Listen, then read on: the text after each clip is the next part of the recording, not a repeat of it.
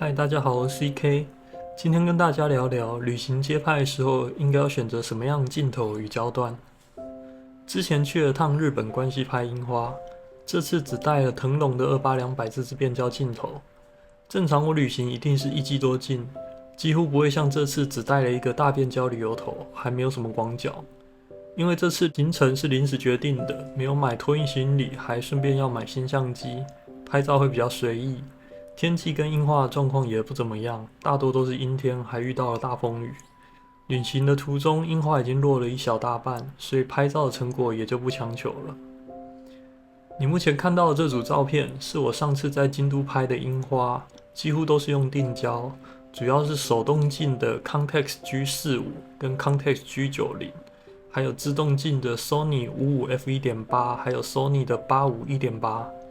变焦只有一个 Sony 的1635ZA， 而且还用的很少。整个行程就是为了摄影，走走停停，慢慢的拍。今天拍不到，明天就再来。这两次正好可以比较旅行的时候方便的一镜走天下，不用换镜头的大变焦，还有画质好小巧，但是要一直换镜头的定焦组合。这两种拍出来的照片到底会有什么样的差异？那么旅拍、街拍到底适合用什么样的焦段呢？这当然要看个人的需求，还有你旅行去的地方而定。像是我去过欧洲的许多地方，我认为欧洲，尤其是意大利，建筑都不知道在大什么的，或者你要拍各种大教堂，那你会需要至少16到20mm 的广角，一般变焦常见的24mm 绝对不够。再譬如说日本，我也常去日本。日本的街景街拍，我觉得很适合长焦，各种招牌啊、铁路，还有延伸的街景，常常会用到长焦的压缩感来呈现。所以对我来说，我会觉得28-200非常适合。但如果你有拍室内场景，或者偶尔需要拍一些广角，譬如说拍建筑或者要自拍，那么就多半还是需要20mm 左右的广角。我个人认为20mm 以下的广角、超广角一般的用途其实比较小，我会认为广角到20，拍城市的室内还有建筑，或者需要一些有张力的街拍跟人像，这个时候其实20mm 大部分就够了。超过20的广角拍出来的画面元素会太多太杂，很容易抓不到重点。而且拍人像的时候，20的透视变形也不会太严重，所以我认为一般旅行或者城市，20mm 的广角用起来就很舒服了。我自己拿16到35，也常常转到16之后，一看嫌太广，又拉回了一些去构图。所以超广角的用途，我觉得可能还是留在拍风光的大景，还有专门拍大型建筑啦，或者是室内的大场景。这些场合对我来说就比较少见，所以我只会选择多带一个 APS-C 的 Sony 11F1.8，等效16.5，这样偶尔需要超广角的时候还算够用，或者可以拿来拍风光岩石，正好 APS-C 的裁切档案比较小。长焦的话，旅行中有一个常见的用途就是避开人群。像是樱花季，肯定到处都是人山人海，但是你如果看我拍的照片，应该看不太出来。无非就3个办法：一个是避开高峰时段还有热门的景点；二是长焦的减法，去避开杂物跟人群；最后也就只能耐心的等待。一般旅游来说，长焦到200可能就够了。但如果说是去北海道、新疆、西藏这种摄影师的天堂，风光辽阔，连绵的雪山、草原、沙漠、湖泊、江河跟山脉，这种行程通常专门就是去拍风光的，那长焦可能就会是主力。我会建议长焦至少要到300或者400，譬如腾龙的50-400，或者最近出的轻便50-300。如果自己有这种行程的话，那我可能专门会去弄一支 Sony 的 APS-C 镜70-350的G 镜，等效有到105到525。除了地点之外，每个人旅行的时候，摄影的需求也不一样，器材的选择也就不同。有些人主要还是要跟家人朋友享受行程，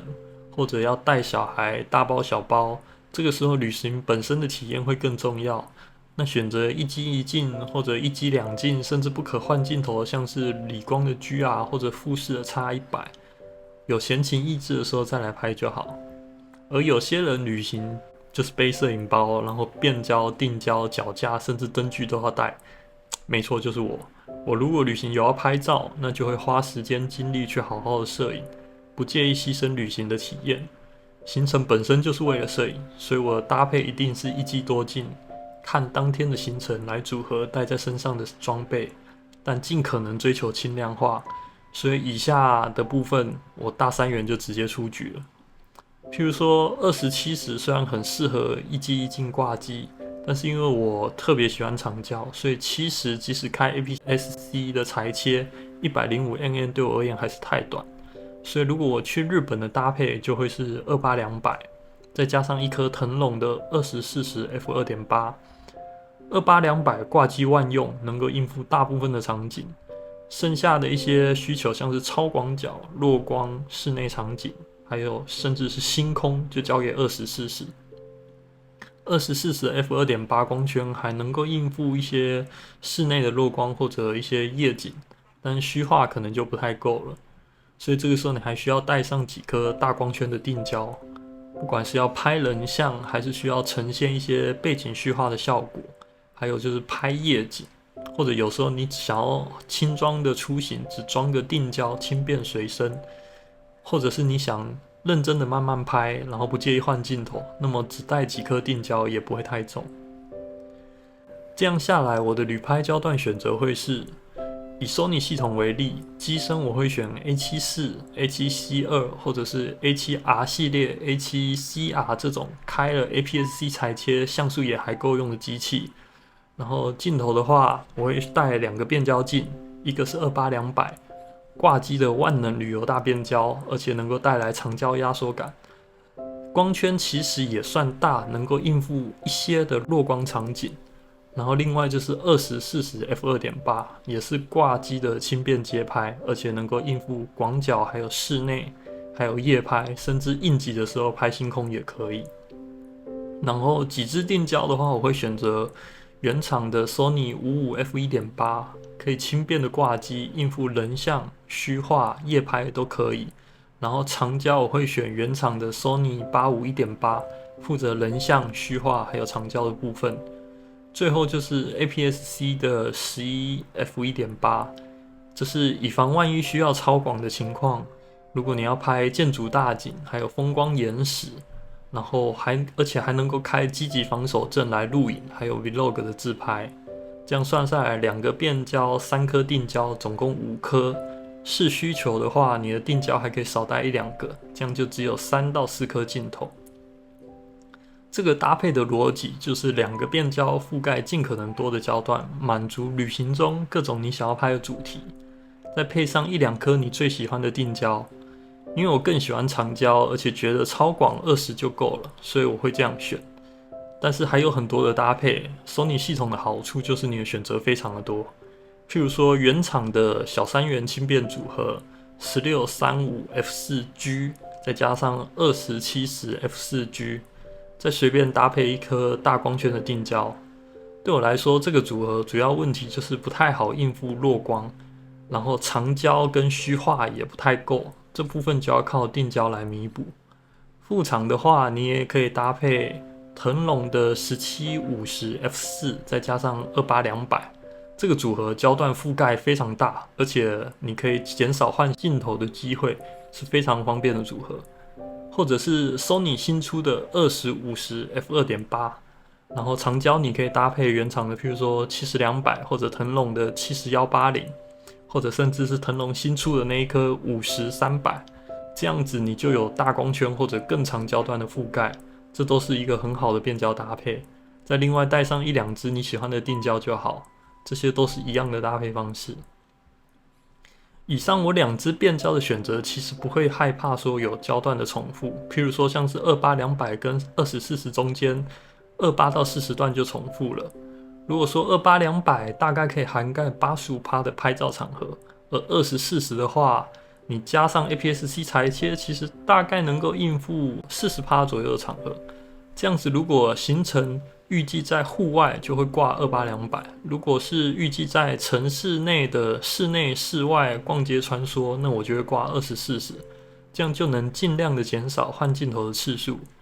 如果搭配的是16-28这种，那可能就只能涵盖15%的拍摄需求。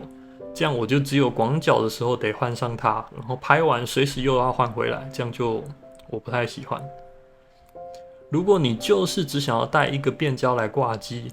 那么 Sony 系统我大概还是推荐原厂的2070 f4 或者是24-105 f4 狙镜。如果算上非 Sony 系统，那我觉得其实一机一镜最佳的选择应该是Nikon的24-120 f4， 也是一样，再另外带一颗你喜欢的定焦大光圈，就足够覆盖旅行中大部分的场景了。以上是这次旅拍街拍焦段选择的心得跟分享。关于怎么样分析自己常用的焦段，我其实还弄了一个程式，可以统计资料夹里面照片的焦段分布，然后制成图表。这里这张图片就是这次难得我只带了28200，所以我特地统计了一下焦段的使用率。可以看到我很爱用长焦，而且200nm是用的最多的。所以接下来这张图片是去掉了200nm的其他焦段的使用率。这个程式嘛，如果够多人想看，请多多的赞跟留言，我会再做一期的影片专门来分享。这是我第一次试着做这些摄影心得的分享。如果你喜欢这类内容，请麻烦务必帮我点个赞、订阅、开启小铃铛。如果有人喜欢的话，我就会继续制作更多的摄影心得内容来跟大家分享。然后其实我也非常的器材党，所以有很多器材设备的比较还有推荐可以聊。也欢迎关注我的 Instagram， 因为之前都没有在分享，也没人看，所以就没有在更。现在有想要多更新了，那么我是 CK， 那就下次再见。